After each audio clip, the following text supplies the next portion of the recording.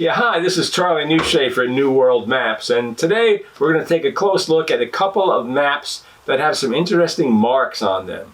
I think you'll enjoy this. Here's a road map from 1974 where a previous owner has made some notations around the location of Big Sky, Montana, and the note that Chet Huntley had established a resort there. But that doesn't necessarily add anything to the value of the map, but it doesn't really detract. It does provide a little sort of footnote to it that is kind of interest. But if we go back 100 years or so before that, we're going to take a look at some old sea charts printed during the Civil War that have some very interesting markings on them from a ship that was sailing off the coast of the Carolinas. I'm going to open these up so we can get a better look at them. So just bear with me for a second there while I do that.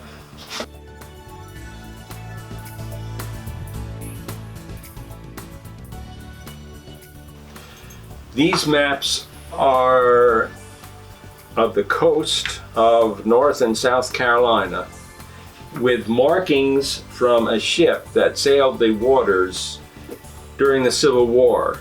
And in specific terms, the dates are the summer of 1861.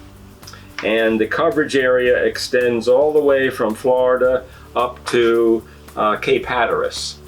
And you can see in the detail here, the location of this ship changed over the course of a number of days, or weeks actually, and it didn't appear to be a ship that was passing through. It would have gone in a straight line from here to there. You know how ships go.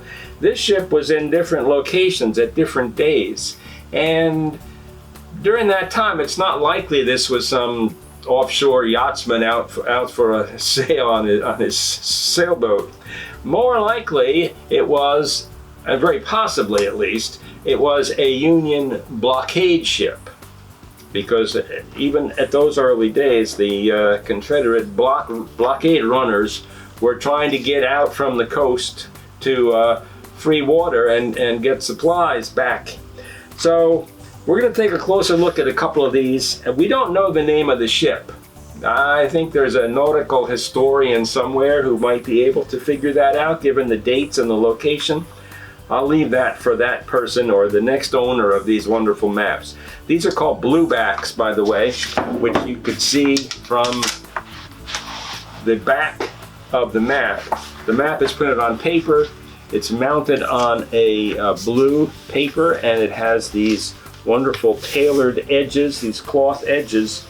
And this is all so that a navigator on shipboard can roll up and unroll a map, as opposed to just a piece of paper which you'd fold and unfold, and before long it would start to break, the folds would separate, and you're at sea also, so you're dealing with all sorts of other issues. So these are bluebacks. They are genuine antiques, and as I said, we're going to take a closer look at a couple of them right now.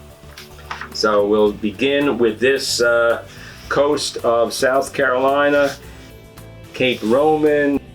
There's Charleston, Savannah, so there's a little bit of Georgia there, all the way up to Cape Fear and beyond. And of course, Wilmington was a big port at the time. And we see locations off the coast with dates. These particular ones are in September, as late as September. We go to the other map, which is a little further to the north. And we see here we've got the Gulf Stream on it, and we've got some insets of the Hatteras Shoals and Ocracoke, Cape Lookout. And once again, many of these little headings are marked and dates, and the headings go back and forth. It's not a single line, not someone just passing through on their way somewhere. And these are all different dates. We've got July, many dates in July, back and forth off of Cape Hatteras, basically. So this is a case where the map itself is wonderful, with the markings on it, it gives it a whole other dimension. And we have both of these accessible below to a link if you want to get a closer look or some more background on them.